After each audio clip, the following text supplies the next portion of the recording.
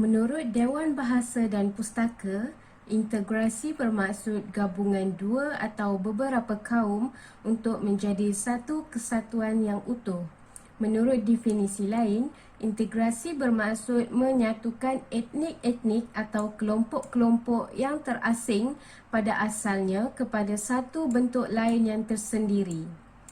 Integrasi perlu melalui 5 proses iaitu segregasi, akomodasi, akulturasi, asimilasi dan amalgamas. Segregasi merupakan hubungan yang bersifat pemisah di antara etnik-etnik di dalam sesebuah negara. Akomodasi merupakan proses mempertahankan nilai dan norma-norma etnik masing-masing di samping menjalani kehidupan yang harmoni dan saling menghormati. Akulturasi merupakan penerimaan unsur kebudayaan asing dalam satu kelompok manusia hingga unsur kebudayaan asing itu diterima dalam kebudayaan sendiri dan biasanya menjadi lebih daripada satu unsur kebudayaan asing yang diterima. Asimilasi merupakan proses percantuman dan penyatuan antara kumpulan etnik berlainan budaya sehingga membentuk satu kelompok budaya yang sama, menyebabkan berlaku penghapusan penuh perbezaan tersebut.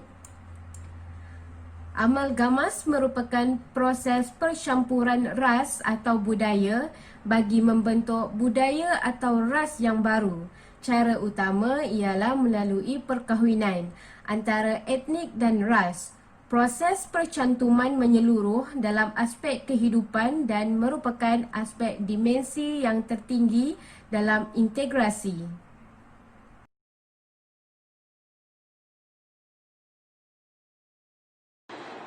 Terdapat banyak isu mengenai integrasi dan perpaduan. Antara yang berikut, yang pertama adalah agama dan kebudayaan. Setiap kumpulan etnik mempunyai agama dan kebudayaan yang berlainan. Setiap kaum pula mempunyai adat resam, bahasa, kesenian, budaya dan sistem nilai yang berbeza. Namun, masing-masing kurang mengenali dan memahami dan seringkali menganggap bahawa mereka sahaja yang terbaik. Sikap ini menguatkan lagi perasaan buruk sangka yang menghalang pergaulan baik antara pelbagai kaum. Isu yang kedua adalah wujud dasar penjajah British. Penjajah ini sengaja menentukan status dan peranan yang berlainan bagi kaum yang tertentu. Oleh disebabkan itu, interaksi antara kaum menjadi terbatas dan lahirlah sikap prasangka yang negatif yang kukuh antara rakyat tempatan yang berbilang etnik. Isu yang ketiga adalah sistem pendidikan, persekolahan dan bahasa yang digunakan berlainan. Umum kita mengetahui bahawa sistem pendidikan nasional di Tanah Melayu di mana setiap etnik lebih gemar menghantar anak mereka ke sekolah yang menggunakan bahasa ibunda masing-masing. Kita tahu bahawa kurikulum yang digunakan di sekolah-sekolah tersebut juga tidak sama. Ada pula sistem sekolah tersebut yang berpusat kepada negara nenek moyang mereka. Keadaan ini melebar luaskan lagi jurang pergaulan dan menghasilkan pandangan yang berlainan dan menjejaskan persefahaman dan perhubungan sesama rakyat. Isu yang keempat adalah amalan ekonomi yang berlainan. Kita tahu bahawa setiap etnik menjalankan kegiatan ekonomi yang tertentu dan mendiami kawasan yang berlainan. Namun, keadaan ini telah mewujudkan jurang pendapatan yang tidak seimbang dan menimbulkan rasa tidak puas hati dalam kalangan etnik yang berlainan jenis dan ras serta mengakibatkan perpaduan negara terancam. Isu yang kelima adalah perbezaan politik mengikut bangsa, kaum dan etnik. Kewujudan persatuan politik, sosial dan ekonomi berdasarkan bangsa, kaum dan etnik tertentu adalah memperkuatkan identiti sesuatu kumpulan dan menimbulkan perasaan syak wak sangka. Ini kerana setiap kumpulan hanya memperjuangkan hak dan kepentingan kumpulan tertentu itu sahaja. Parti-parti politik yang berasaskan kepada suku kaum juga memainkan peranan isu sensitif seperti bahasa, budaya, ekonomi dan hak keistimewaan sehingga memburukkan lagi masalah perpaduan. Isu yang keenam adalah pendudukan Jepun. Kemasukan tentera Jepun ke Tanah Melayu menambah jurang kemasukan antara orang Melayu dan orang Cina. Sebilangan besar tentera anti Jepun terdiri daripada orang-orang Cina, sementara ramai pula orang Melayu yang diambil oleh tentera Jepun untuk menjadi askar dan polis. Kerajaan ini menjejaskan persefahaman dan menimbulkan perasaan kurang senang antara masyarakat Melayu dan Cina.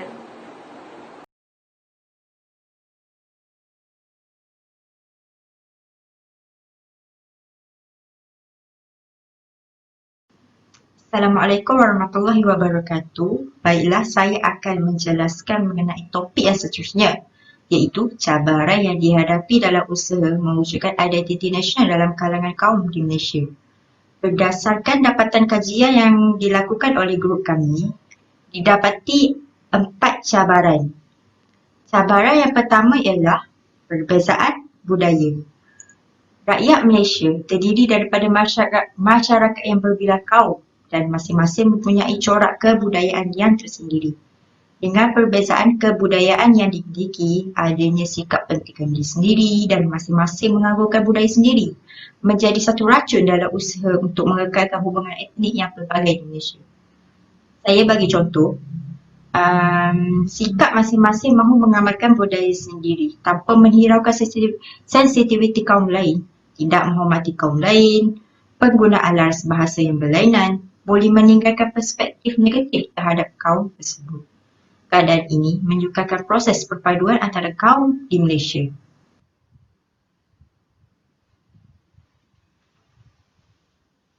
Baiklah, saya akan menjelaskan cabaran yang kedua. Cabaran yang kedua ialah tidak celi ilmu dan buta sejarah. Ramai di antara kita hanya tahu menegakkan itu, ini tanpa mengetahui objektif perjuangan mereka pun. Kebanyakan dari mereka hanya mengikuti arahan dan bertindak membuta tuli tanpa memikirkan kesannya kepada negara. Mereka hanya mahukan suara mereka didengar dan diikuti.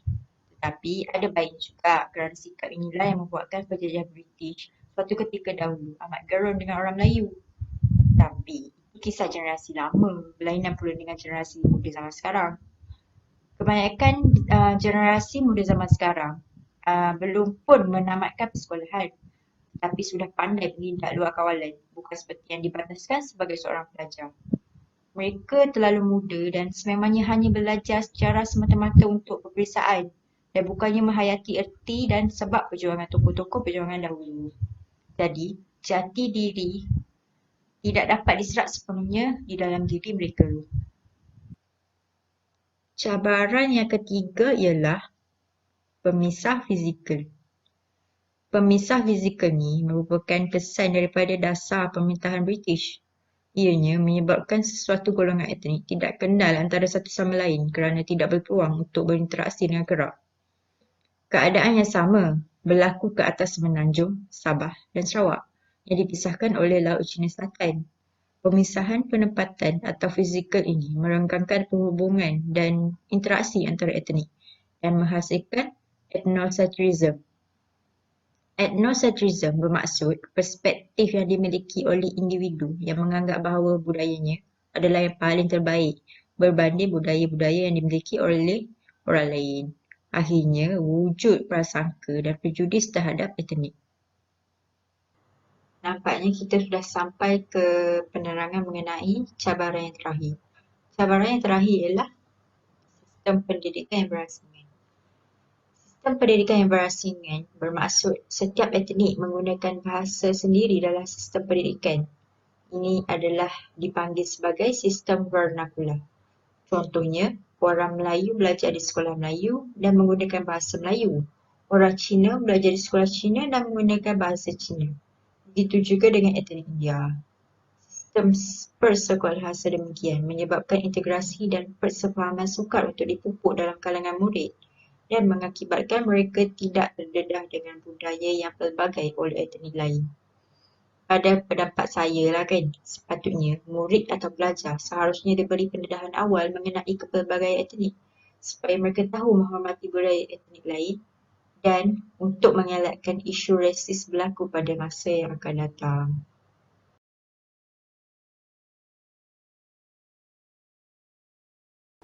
Saya ingin membentangkan langkah-langkah untuk menangani isu dan cabaran mengenai integrasi dalam kalangan kaum di Malaysia. Langkah yang pertama iaitu memperbaiki dasar pendidikan negara untuk membangunkan ekonomi kaum. Dasar pendidikan negara perlulah dirancang dan dilaksanakan dengan matlamat untuk melahirkan individu yang berilmu dan berkemahiran yang mampu bersaing dalam pelbagai bidang, terutamanya dalam bidang ekonomi. Di Malaysia, kaum Cina mendominasi bidang ekonomi.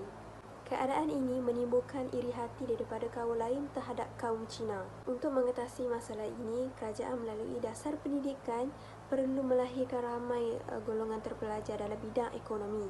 Kerajaan perlu memikirkan satu cara untuk meletakkan murid-murid daripada pelbagai kaum dalam satu sekolah untuk menyatukan dan mengintegrasikan kaum dapat dicapai. Dasar pendidikan yang dilaksanakan oleh kerajaan boleh membantu untuk melahirkan golongan yang terpelajar dan berilmu daripada pelbagai kaum. Golongan terpelajar ini pastinya mampu boleh mengubah corak kehidupan dan ekonomi negara ini. Jika terdapat ramai golongan yang terpelajar dan berilmu, tiada lagi monopoli ekonomi oleh satu kaum sahaja.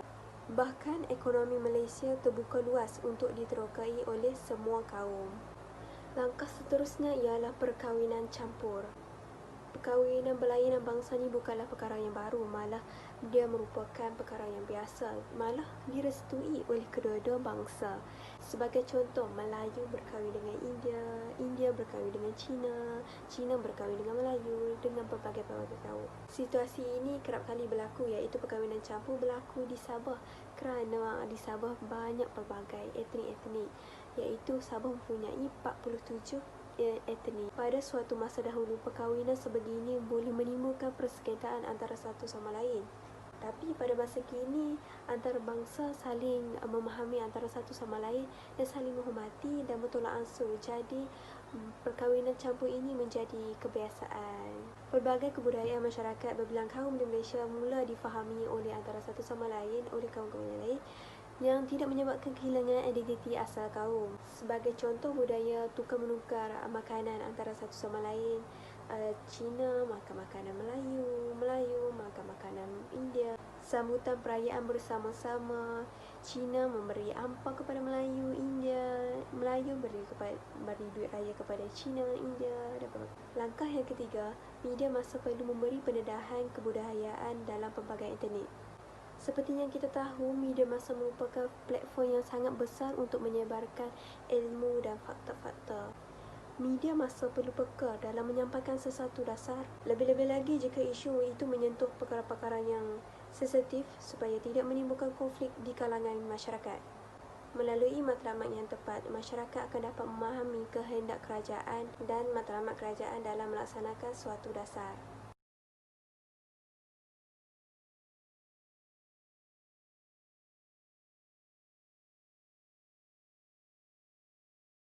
Assalamualaikum, nama saya Nur Adila.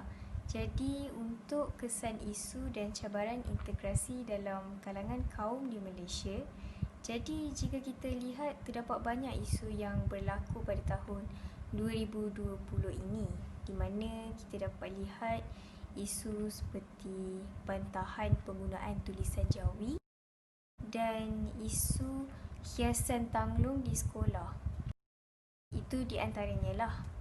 Jadi, isu-isu yang timbul ini telah menjadi salah satu impak yang negatif bagi rakyat Malaysia dalam mengurus kemajmukan sosial di kalangan rakyat. Ini menunjukkan betapa pentingnya usaha lebih serius serta konstruktif dalam mengurus masyarakat berbilang bangsa.